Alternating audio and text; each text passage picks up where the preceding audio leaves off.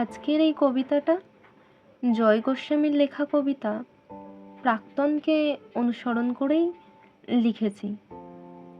কবি তো সে মেয়েটির মনের অনুভূতিকে তুলে ধরেছে, কিন্তু সেই মেয়েটির সাথে যে ছেলেটির বিচ্ছেদ ঘটেছে তার মনের কথা সেটাই অনুভব করে আমি এখানে লিখেছি। শোনাই।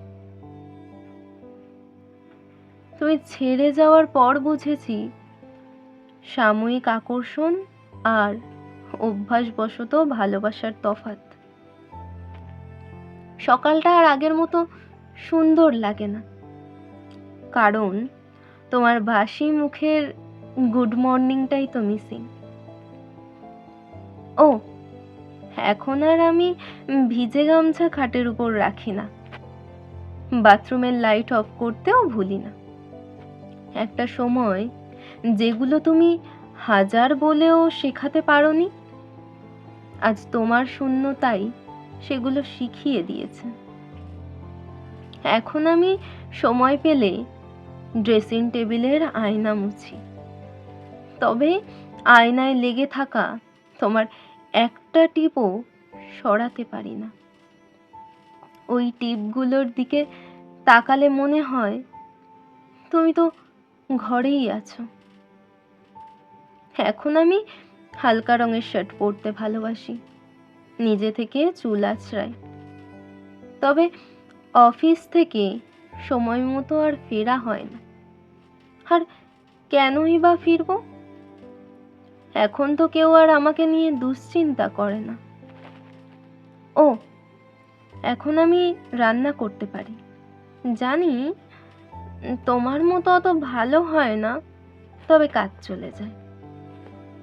তোমার ভাষায় যেগুলো ছাইপাশ, সেগুলোকে চিরতরে বিদায় দিয়েছি। কি বিশ্বাস হচ্ছে না? আমারও তো বিশ্বাস হয় না। এই যে তুমি আমার সাথে নেই। জানো তো, নিজের হাতে ভাত বেড়ে খেলে পেট তো ভরে, কিন্তু মন যে ভরে না।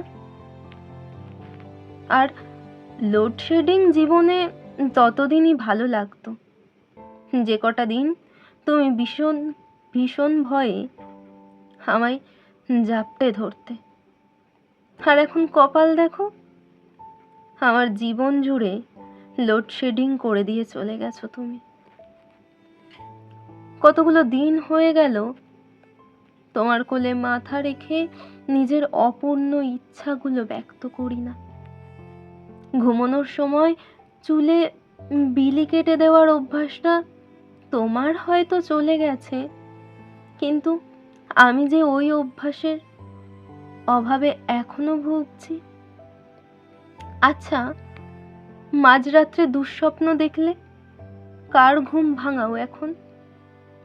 তুমি তো বলেছিলে আমার বুকে মাথা না রাখলে নাকি তোমার ঘুম আসে না। মিথ্যে বলেছিলে আমায়, কিন্তু আমি তো বিছানার বাঁ পাশের শূন্যতাকে এখনো মেনে নিতে পারি না। তুমি ছেড়ে যাওয়ার পর আমার জীবনে রাত্রি তো অনেক এসেছে, কিন্তু কোনো রাত্রি আর শুভ হয়নি।